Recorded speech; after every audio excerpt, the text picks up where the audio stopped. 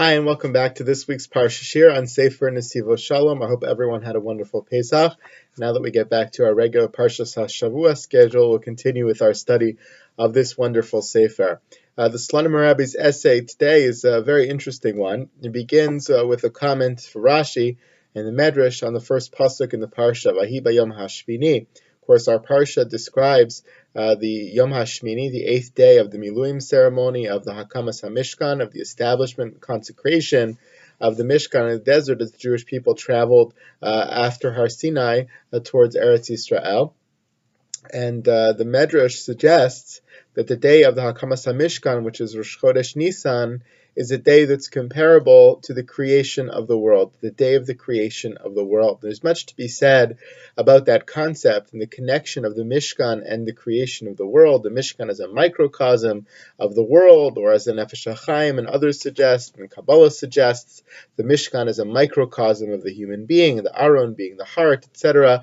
But the particular issue that the Netivot Shalom addresses is really an outgrowth of that concept. First, he analyzes that concept a little bit, traces it back to the machlokas about whether the world was created in Nisan or in Tishrei, ends up concluding, like the Kedushas Levi, that even if you say that the world was created in Tishrei, you can still suggest that the world in a certain way was created in Nisan, and what that means is that even though the physical space of the world was created in Tishrei, the purpose and the goal and the aspiration of the world that makes it come to its full completion is really what happens in the month of Nisan. And what happens in the month of Nisan? The creation of the nation of the Jewish people, the beginnings of the creation of a nation that would be based upon the Torah, and of course, ultimately, the building of the Mishkan.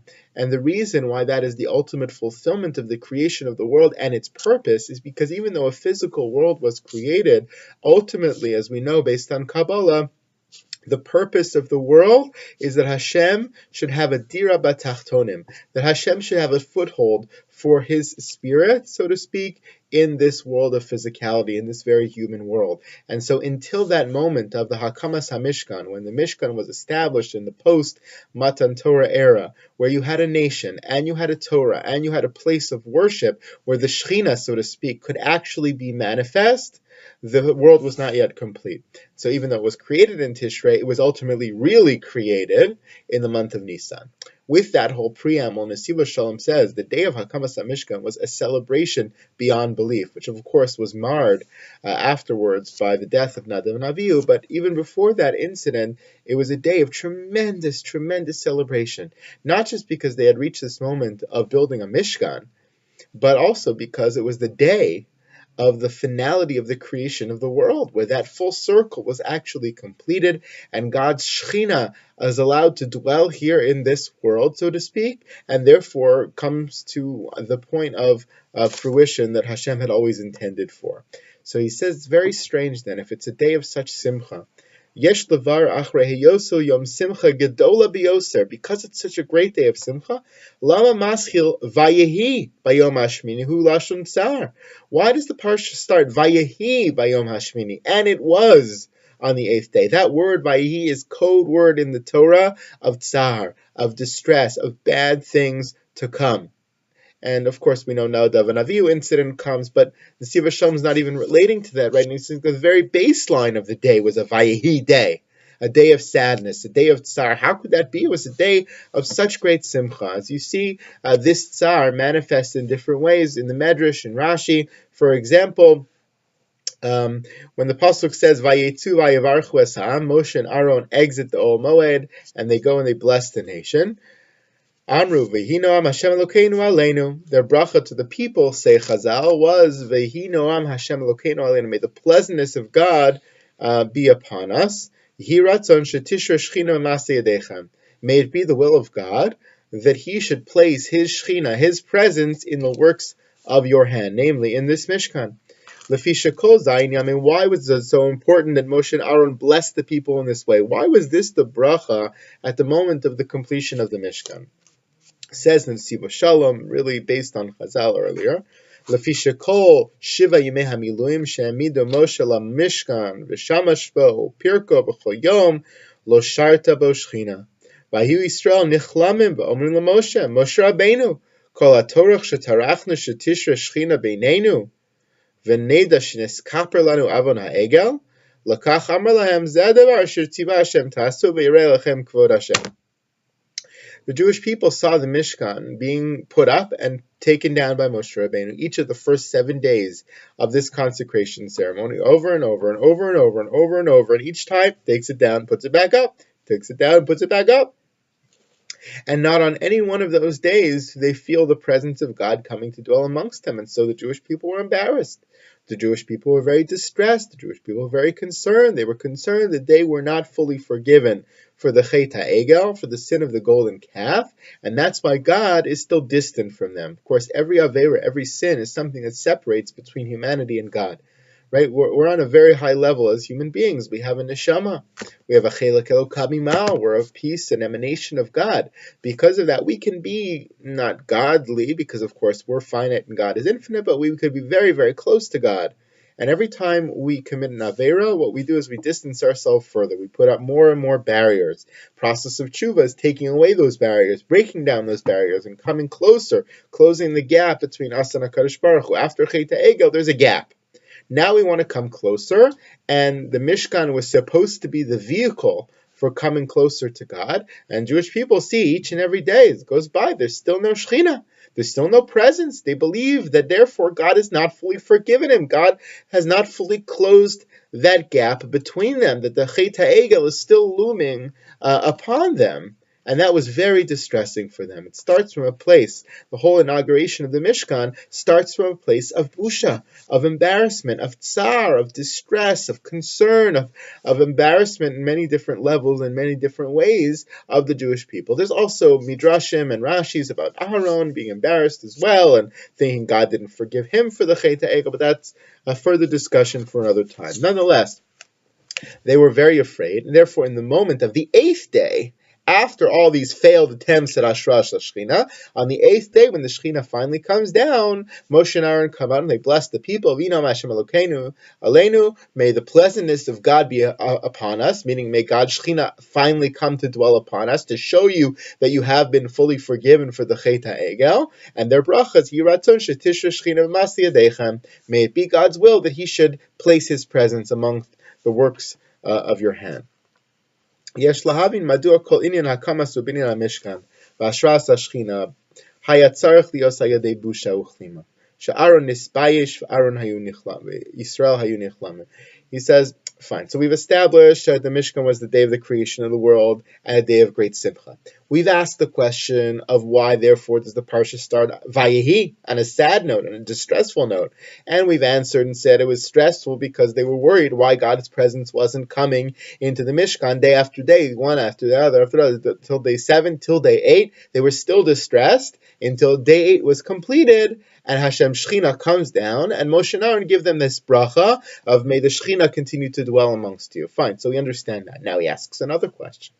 So why should it be? We understand that it was. We understand why it was. Now the question is why? Why would God design this whole scenario of the delay of the presence of His Shechina and instilling worry and fear and distress in the people? It really marred the day of this incredible celebration. Why would God orchestrate it in this way? It almost seems purposeful that He wanted the day of the 8th day of this great day of celebration to begin with Tsar, to begin with Vayehi, to begin with the busha of the Jewish people, a little bit of embarrassment and fear that maybe they hadn't been forgiven for the Chet HaEgel. Why did God orchestrate it in that way? Why was that an important piece of this 8th day of celebration of the Hakamas HaMishkan, of the establishment of the Mishkan? Why was it, he says, that the Shar L'inyan HaKravas HaKorbanos was busha? Why was the entry point to the whole concept and establishment of sacrifices, of a Mishkan, of a closeness with God? Why was the entry point through the emotion of busha, this emotion of embarrassment and distress? V'yesh lomar lahasbir ha'inyan apima marmaran hasaba kadisha mislonim. He says we can explain this based on the old teachings of the Alter Rebbe of Slonim. The inyan biyom hashmini murumaz lemida hashminis bina she midas hatshuva. Vayibeyam Hashmini is not just the 8th day in terms of numerical count, but it's also a day that's connected to the 8th midah of the Spheros, which is the midah of Bina. The midah of Bina, of insight, is the midah connected to tshuva. She'akamas hamishkan hu tshuva lachar chet ha'ega. We understand why that's connected, because the whole building of the Mishkan was an act of tshuva for the chet ha'ega. That's why it starts on a day that's connected to tshuva. Umishum kach lo hayta akamas hamishkan yechol lios ela ayedei habusha b'davka. Now, if we understand that, we understand that the establishment of the Mishkan was because of the chet ha'ega. If we understand that, we understand that the whole act of building the Mishkan was an act of tshuva. And if we understand that, he says, now we have the answer to our question of why that experience of building the Mishkan had to begin with busha, had to begin with embarrassment and distress. Because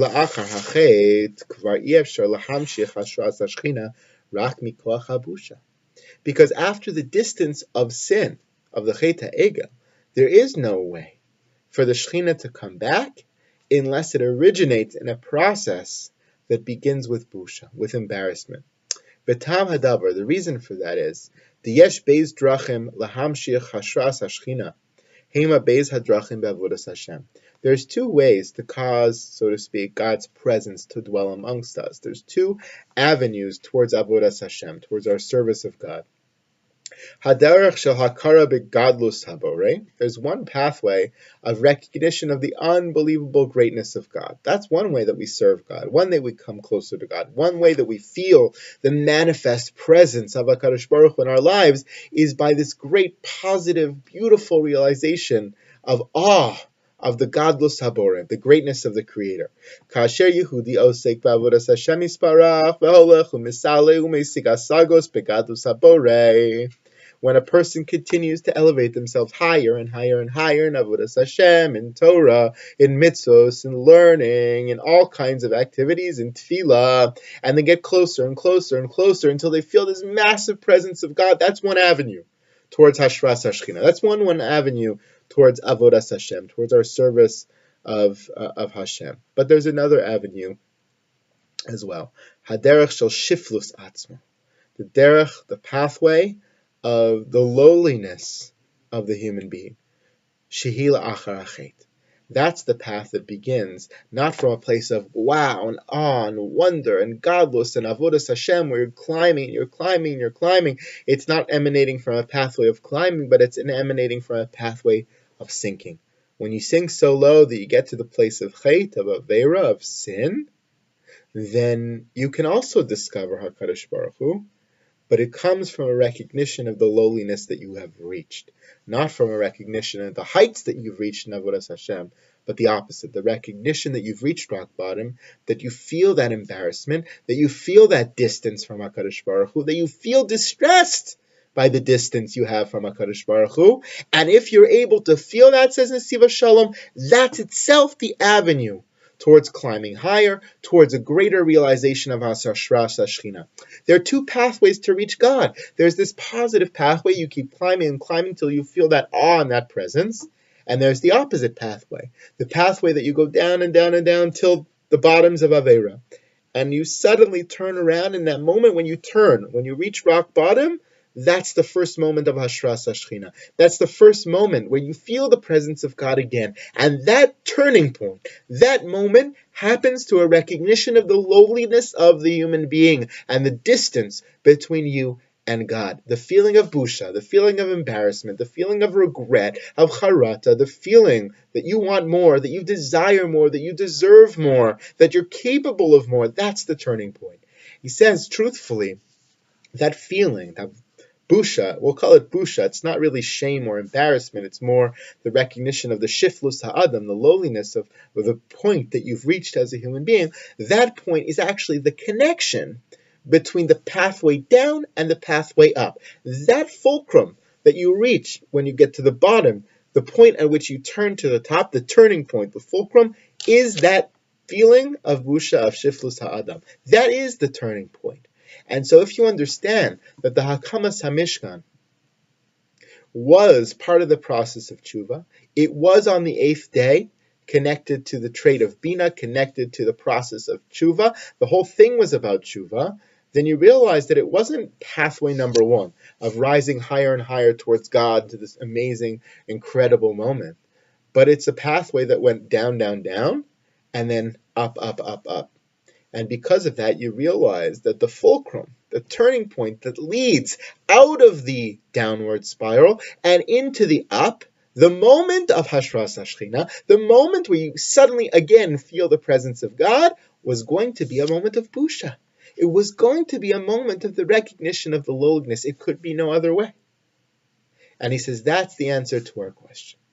The answer why Hashem orchestrated it, that the whole experience of the Yom HaShmini would be Vayehi, starting from a place of distress, the distress of the Jewish people, wondering why there's no Hashras Hashchina, 7 days, up and down, until Moshe and Aaron come out and they bless them and say, yes, now you're ready for the presence of God. It had to happen that way because the Jewish people had to get to the point where they felt that loneliness, not just after the Chet HaEgel, oh, we did wrong and we were punished and it wasn't good, but they had to feel even lower, that they came to the point of that moment of building the Mishkan where they thought everything was healed and perfect, and God still doesn't come to them. That's the jarring moment.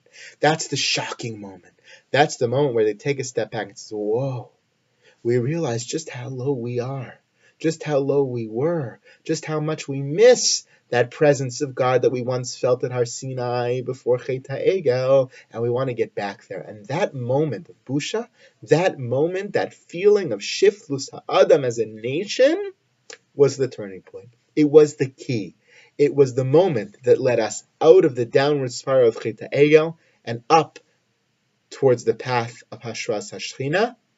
That was the moment of the building of the Mishkan. It all comes together on the 8th day. Very powerful notion. I'll leave you with the mashal Netivot Shalom includes here. It's a mashal of planting a seed. So when you plant a seed, really in that seed is a kernel of the sprouting of life. But the process when the seed goes into the ground that enables the seed to actually break through and create something of a sapling is the moment where the peel and the edge of the seed starts to break down. In the moment of the breakdown of that seed is when the seed pops out, sprouts something, and growth begins. The moment of growth begins with the breaking of the seal. That's the lowly downward spiral that comes to that moment of busha, the breaking of the skin, of the peel, that leads to the chiyus, that leads to life, that leads to the upward spiral of Hashras Hashchina. And that was the moment of the Mishkan. That's a moment that we celebrate this Shabbos of Parashat Shmini, and it's a moment, says Netivot Shalom, that each of us comes back to over and over, because Kashem shebichlalos Yisrael yesh beis drachim elu, kamochen yeshnam al derech ha'avoda etzel kol Yehudi v'Yehudi. These are the pathways that each of us take in life, in Avodas Hashem. The moments that we each come to at various points of life. That moment of lowliness, which feels horrible, but can be the moment of the seed of growth and the pathway upwards towards the realization of the great presence of God that we lack and that we want more of. Hopefully that should be our experience, a positive experience of growth, where we continue to come closer to Hashem every day. Shabbat Shalom.